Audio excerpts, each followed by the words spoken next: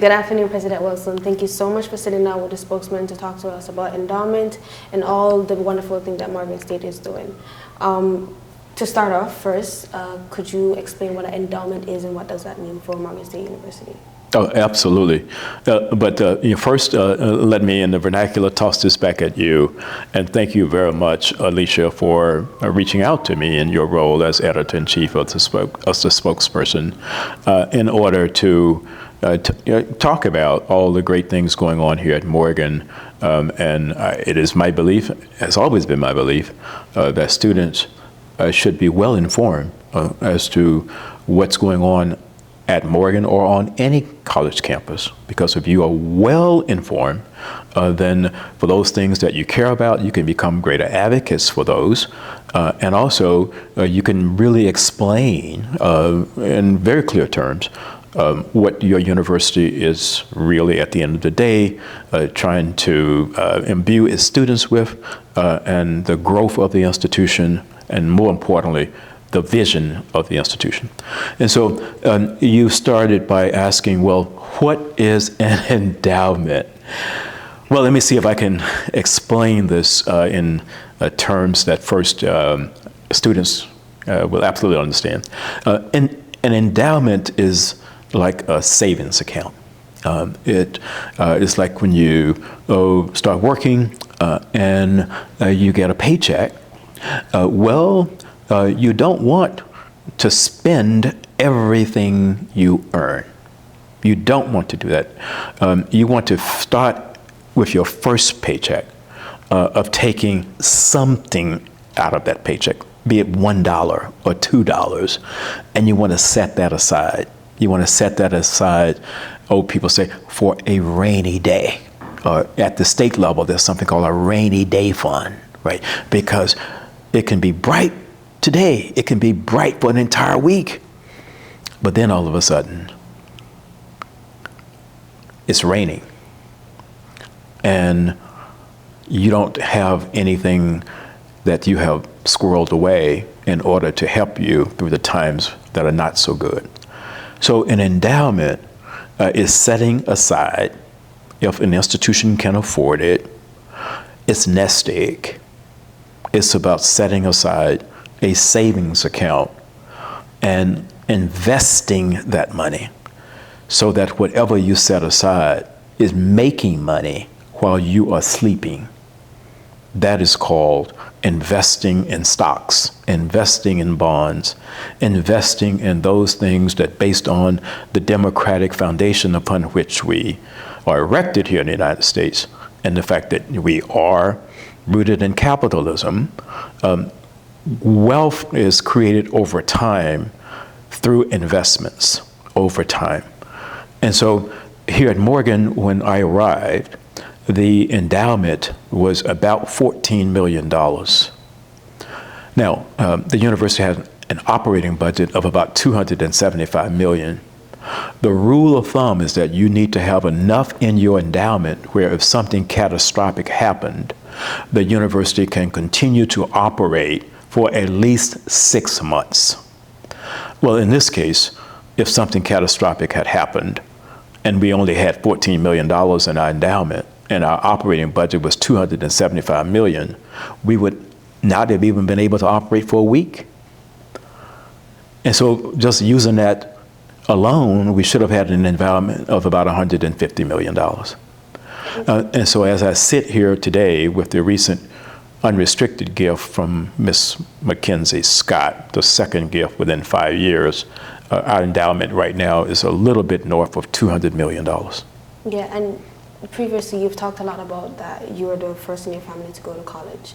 Do you think you investing that money in the endowment has anything to do with you just protecting Morgan students like your own? Well, I was the first in my family to go to college. I'm the youngest of 10 children, and I was born and raised in abject poverty in rural Alabama. My father was a sharecropper, and you can see here I have a sample bale of cotton on my top shelf to remind me every day that that is really what I had to do as a child growing up, was to pick cotton. And so I was not in a position to be able to go to school full time until I was in the 7th grade. And so when I got ready to go off to college, my parents didn't have much to support me. My father saved for 5 years to send me off to college. And after 5 years, do you know how much he had saved? $5. That was all that he had been able to save over 5 years. And so every single day when I walk into this office, I have a replica of a $5 bill up there, right above my father's picture, to remind me every single day that that was all that he had been able to save, and he put all of his investment in me. And so when I walk our campus here, I see so many students, thousands of students, just like me. They are dripping in brilliance. Many of them don't even understand it. They are struggling financially. I understand what it is to struggle financially.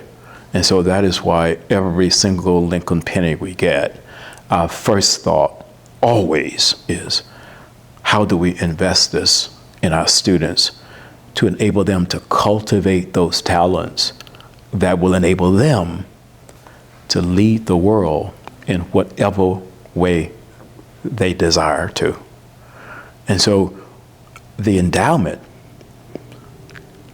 and the returns off of that is one way in which the institution would be in a position in perpetuity to provide some financial assistance to students who need it most. Do you think there's a transparency like that's missing? Because a lot of students are thinking that, why didn't you use the money towards tuition? Why didn't you, your first thought was to help with tuition and not raise it? Like, why wasn't that your first thought? It was my first thought, and we are using some of it to assist students who are in severe financial need. But what if we had taken all of that money and just said to students, we're going to pay off all your tuition this year? Well, what about the other students who are coming after you? There would have been nothing left for them. But the way we are using it to grow our endowment, and then we get an interest on that every year, then there would be, several $1 million coming off of that endowment every year, where the institution would be in a position to help students forever, not just one class. And what's the process like, determine how you use money that Morgan get, like the gifts that we get? What's that process like? Who is involved in that process? Is students involved in it? So understand that the two gifts that we received from Mackenzie Scott are unrestricted. What that means is that when you look at the rest of the way in which Morgan has received gifts, they are restricted. That means that, with my $5 scholarship fund, I think the value of it may be about $1.5 to $2 million. But then I write a criteria as to who qualifies for the income coming off of that endowment, right? So that's restricted. And so if it's restricted, it's the proceeds and how they are used is determined by the donor, the person who is actually giving the money. In this case, it's unrestricted, and that means that the revenue that we receive from the interest off of the endowment will be used to, as I said, first and foremost, kind of transport that over to Dr. Kara Turner, our Senior Vice President for Enrollment Management and Student Success, a portion of that, and basically say, as students present themselves to you who are really in severe financial strain, here are some additional resources to use to help them out. That is not a process that is consultative. Now, in terms of the student financial aid piece, the other aspects of how that will be used, that process is consultative, because then we're going to use a portion of that to continue to grow the research of the institution. And so in areas where we will grow that, that's a consultative process, because we want to look into the future and make sure that we are positioning Morgan to tackle the big problems that are ahead of us. We want to make sure Morgan, in terms of AI, is well positioned to lead. You know, we are building our own sovereign AI system here. We want our students to be not talking about AI, but living in an environment where they are coming in contact with it every single day. They see it in use at the university. So a portion of that will be used to make sure that our students are not going to be behind technologically when they leave Morgan. And then, of course, you know, we want to make sure that, you know, we are providing other kinds of resources that will enable everyone within the university community, you know, to thrive and to personify our motto of growing the future, leading the world. And so I would hope that individuals who are listening to this, I hope other philanthropists out there who are listening to this, please come forward. Unrestricted gifts, they're the best, because they allow universities to have so much flexibility and be so relevant forever. And so there's a reason why Harvard is Harvard. Because do you know what his endowment is? It's almost $60 billion. That interest off of that $60 billion, if it was only, what, 10% a year, that's $6 billion a year that they are earning off of a $60 billion endowment. Well, with $6 billion, you can always push an institution to be on the cutting edge of innovation, to be the best in the world. We want $1 billion endowment minimally here at Morgan. So we can get that kind of interest every single day to make sure that our students are out there and they are absolutely dancing on that world stage. They are performing at the highest level of excellence. They are the innovators of the future. They are the leaders of the future. And there will be more coming after them. Yeah, and also you've talked a lot about R1 status. Does you put in money in endowment and just, you know, put in majority of that in endowment, does it have anything to do with your task to like bring the university up to R1 status?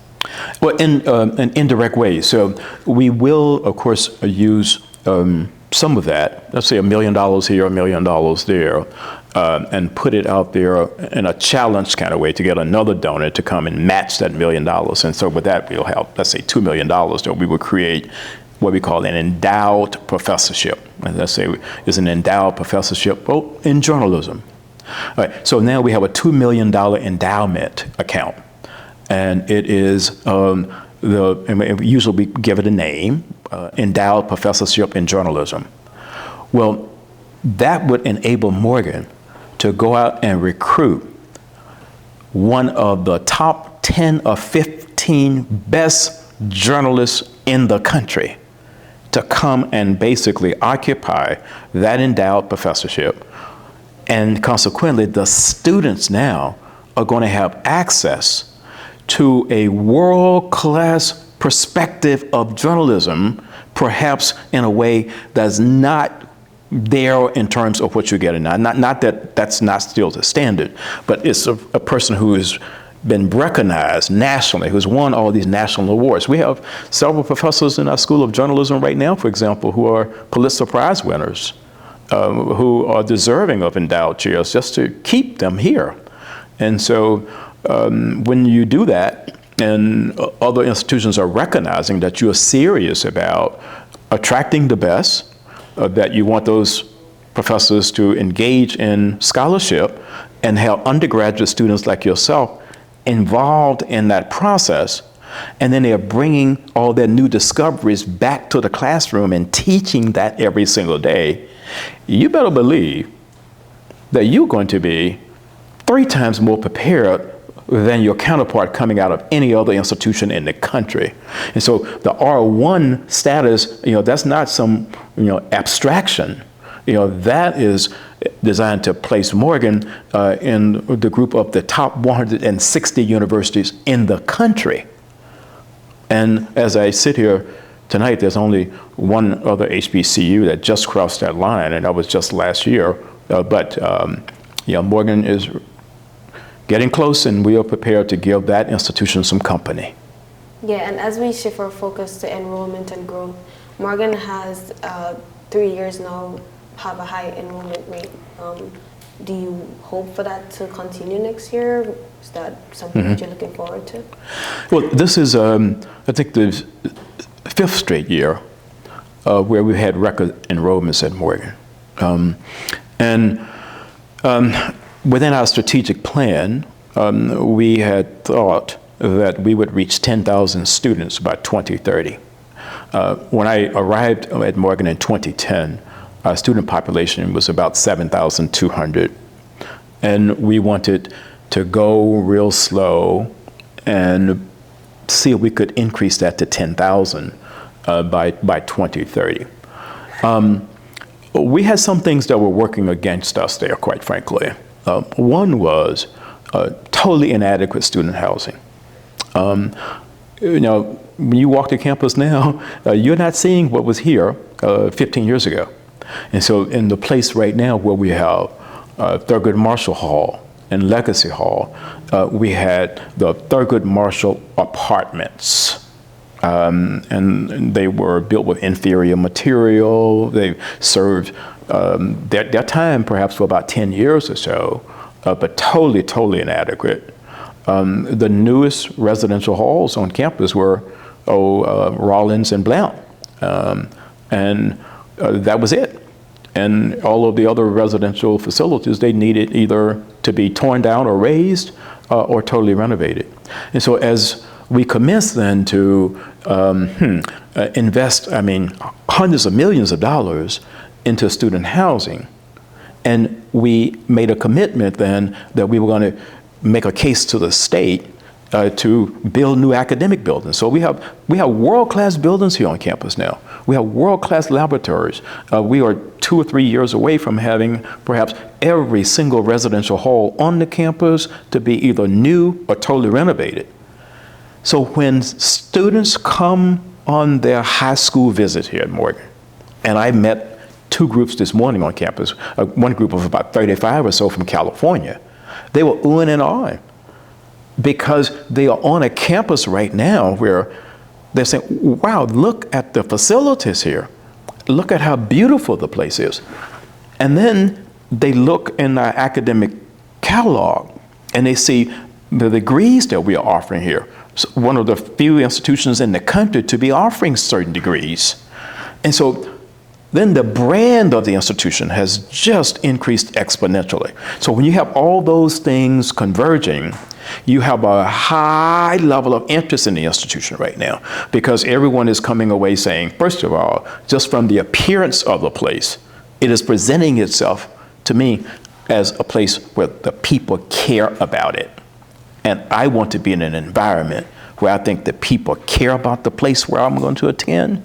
And I want to be in an environment where the people absolutely know, and I know, that I belong there. And so as a result, the number of applications that we are getting here now has increased over 500%. And so that has then driven the student demand year over year over year, which is why we are seeing now a student enrollment of 11,500 students, up from 7,200 when I became president here. Now, obviously, we are not intending to stay with that kind of rapidity in growth because we think in terms of our infrastructure right now and the growth. So the growth has kind of caught up with the current infrastructure of the institution. And so, we do have plans for the next 3 or 4 years where we'll kind of pick up again and maybe, grow the residential enrollment, who knows, in the next 4 or 5 years or so by another 500 or so students. But we are looking at now our next projection as to what we think the total enrollment of the institution would be. Whatever that number is, we think that we'll have 2,000 or 3,000 students that will be studying online through online degrees, and therefore would not really be using the facilities at the institution in the same way as our residential population. So we're very pleased that the state and Governor Moore is still investing in us, heeding our call for a new science building here of over $300 million that we will open in fall of 2028. And then we are moving forward to renovate the Carter Grant Wilson facility. And then, of course, I'm hopeful that pretty soon we'll be in a position where we can begin talking about building a new engineering building. Yeah, you mentioned earlier about Thurgood and the new buildings that's there. There's been talks that Thurgood is not owned by Morgan, but it's on-campus housing. Could you clear that up? Yeah, so the state of Maryland does not provide support for student housing. Right. And so, and that's one of the reasons why Morgan has really struggled in the past with updating the student housing, is because where are you going to get the money? The Thurgood Marshall Hall is, and the dining hall, that's $125 million. Let that sink in, right? And so, in order for us to basically say, look, how do we have very, very up-to-date residential facilities and not really pass all the costs along to you? Because if we did that, you'd be paying $22,000 a year for some of these facilities, right? We engaged in something called like a public-private partnership, which is basically what we did with the Morgan View apartments, the same kind of concept there. And it is where we enter into a contract, in this case with a semi-private state entity called Medco.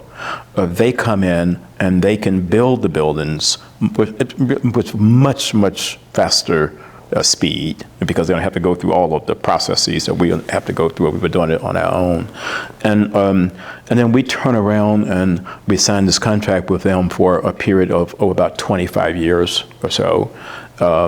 And then they agreed then to provide all the upkeep, all the maintenance, everything within that facility for that period of time. And then at the end of 25 years, then everything reverts back to the university. It's important for, and we have people who are monitoring that every single day, because it's important to keep that building at a very high level of quality. So that when it reverts completely back to the university in 25 years, we can get 25 more years of service out of it. Yeah, and just real quickly, the last thing on the enrollment and growth. There was a story published in the Baltimore Sun that said that Morgan is overcrowded. Like, students feel like there's too many students on campus. Do you have anything to say to that? Have you read it? I did review that. That came as a surprise to me because that's the first I had ever heard. I think it was like 3 students that were interviewed there, and I, of course, value the perspective of all of my students here on Morgan. I hasten to add, though, that I don't think that those voices represented the entire student population. That's not what I'm hearing. I hear so much excitement on campus. The level of engagement on campus here is the highest it has been in years. Students are really excited to be at Morgan, and we have students here from over 40 states. And so there's so much diversity here on campus. We, in terms of our residential facilities, we only have, in terms of who's housed there, what you see on any other campus. And so a residential hall, if there's a one room with 2 students, whatever, you won't find any room here where we have 3 students residing in the room. And so some of our rooms are even larger than the typical residential hall room that you will see. So no, I have not heard at all any kind of concern from students about being overcrowded, except what I was able to peruse in the article that you referenced. Yeah, and as we move to campus development and current issues, where does things stand with the Lake Clifton development project and the land that the university purchased there? We are so thankful to the city of Baltimore and grateful that we were able to acquire the 59-acre parcel of what was Lake Clifton High School. I want to put this in perspective. Morgan has been at this location since 1907. We were initially founded on the west side of Baltimore in 1867, but outgrew all the spaces that we were on, that we were located. And so when we moved over here, this area called the Academic Quad was in Baltimore County, not in the city. And it was a small farm. And perhaps it was about 25 or 30 acres or so. And then the university began to grow, and then it acquired some adjacent property. The 59 acres is the largest acquisition of real property in the 158-year history of Morgan State University. The largest acquisition of real property.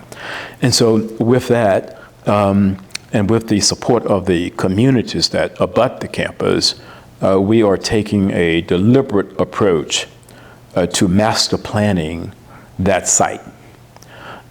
We want to do it, as I said, with tremendous input in mind, input from our students, input from the external communities, input from the legislators and others, or legislators, I should say, and others. Because we have to take the long view there. Just as you take the long view with an endowment, when you are entrusted to build out 59 acres in our beloved city of Baltimore, that has to be done with unbelievable care. That has to flow from shared visioning. And you can't just put something up that has a life cycle of 5 years. You should be thinking 30, 35 years. So the first thing that we are doing there is to raise Lake Clifton High School, to tear it down. We have we'll put out an RFP, a request for proposal. I think we have a winner for that, a contractor, and we will start that process in early 2026. And then we'll begin then to put in place what we see as the master plan for that. There are a couple of things, though, that are certain. Number one, we do think that on that site, we'll have some more student housing. We'll have graduate student housing. We'll have apartment-style housing. We do think that on that site, we will have an innovation park where, even as I sit here today, I believe close to 20 companies have been formed from the research coming out of Morgan's laboratories. And we want to provide an innovation park as a part of that site so that some of these companies actually can be incubated there. They can grow there into companies that hopefully will help, tens of millions of dollars in annual revenue. And then there's an agreement that will be signed with Morgan, which basically says that, okay, so as you grow in revenue, in terms of your gross revenue, a certain percent of that will come back to the institution. Well, research universities behave that way. We have students then who will be graduating from the university who could basically go there and have that first employment there as well. The long and short of it is that we want people, when they visit this campus today, to come away with a wow factor. But when they come here 15 years from now, we want them to come away saying, the place called the National Treasure is the best college in America. It has taken seriously its role in community and economic development. It has taken seriously its obligation to prepare students to be the best in the world. And that is why it's the national treasure. Thank you so much. That's all I have for you. Thank you again for meeting with the spokesman. Really appreciate this conversation. Thank you very much for the conversation. I look forward to doing this in the future.